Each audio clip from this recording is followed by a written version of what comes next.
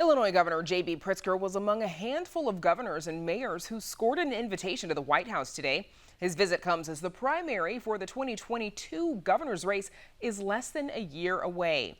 It also comes as President Joe Biden's aiming to shore up support for a pair of big spending packages. Amanda Vinicky joins us now with more. Amanda.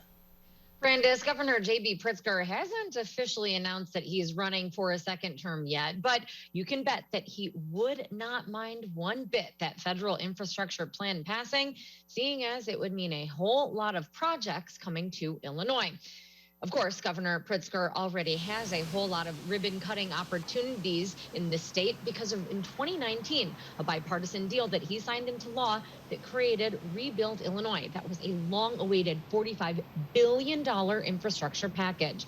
Now, projects for that are ongoing. Construction, anyway, that is you may well know if you hit the road. Now, Clark Carricker is VP of Government Affairs for the Illinois Chamber of Commerce, and he actually used to work for the State Department of Transportation. He says that Rebuild Illinois means that the state is in a great position if Congress does, as he put it, get its act together and pass a federal infrastructure package, because Illinois essentially already has the cash on hand, ready and waiting for a change for this very purpose. And that money could be used, because of Rebuild Illinois, to get federal matching dollars to help pay for capital projects in state. You can think of it like having a BOGO coupon if you're shopping for something really, really pricey. Infrastructure is one of the things that Illinois as a state can brag about versus our sister states, and that it's up to us to keep it that way. Now, mind you, there is, of course, this issue of how to pay for all of that building at both the federal and the state level.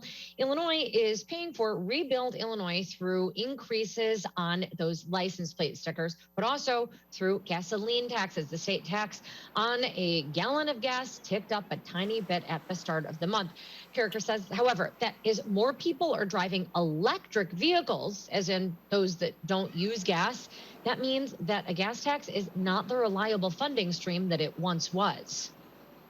For policymakers, both in DC, but also here in Springfield and in Chicago, it's going to be, how do we pay for the next capital bill? And nobody has a great answer, but there are a lot of answers. And if we don't get to that crisis level, now we think is the time to begin that discussion. Whether that is tolling on urban interstates, certain lanes, so that we can pay for upgrades that way, whether that's a vehicle mileage tax like the state of Oregon's looked on, or is that a way for making sure that electric vehicles pay their fair share? Now, in Washington, there is a bipartisan deal on a traditional infrastructure plan. And today, during that meeting with governors, including Pritzker, President Biden said that it is in good shape, even if that question isn't full. The question of how to pay for it isn't fully answered yet. Going to get down to what the Congress wants to do. I've laid out how I think we pay for it, and we have an agreement. We have an agreement. There may be slight changes. I'm not sure what may happen, exactly how, but it's going to be paid for. Pritzker, meanwhile, called that meeting productive and says that he shared with the president how Illinois passed that rebuild plan that he noted led Illinois to getting top ratings for infrastructure, including from a rankings from CNBC. Now, given that Illinois already has that $45 billion dedicated toward capital projects, I asked Steve Donahue why a federal infrastructure program is needed. Donahue is with the engineering firm Horner and Schifrin. He also chairs the American Council of Engineering Companies of Illinois. He says Illinois' infrastructure program was mostly about maintenance and repairs.